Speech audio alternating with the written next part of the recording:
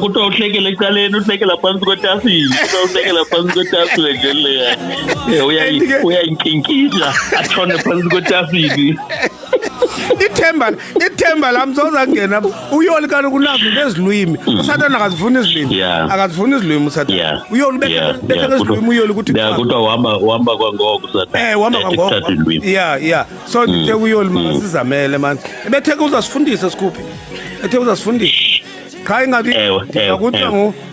ndiva kuthiwa uyabhatalisa nqoba sengeniwe ke naye ngusathana ke ungeniwe ke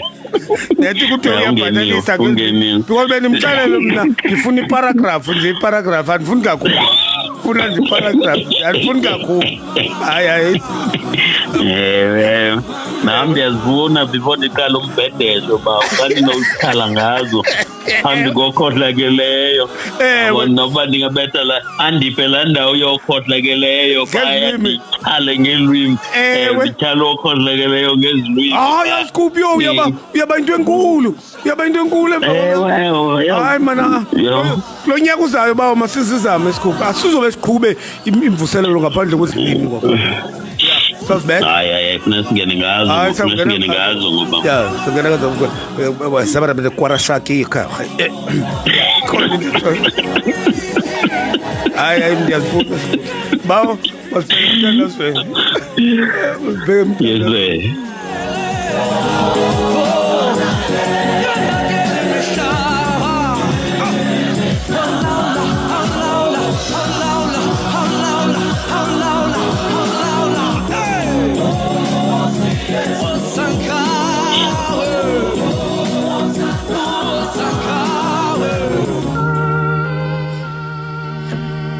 bawethu oyingcwele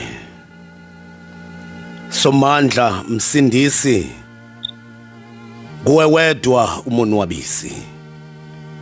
awuThixo wami kubani ongonwaba ngaphandle kokonwatyiswa nguwe wena unguThixo ongabelani namntu ngobuthixo bakho usisiqalo nesiphelo nguwe owenzayo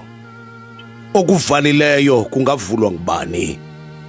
nako Thixo wami okuvulileyo kungunaphakade awusomandla nangoku siphakamisa izandla ngelithi umkhulu wena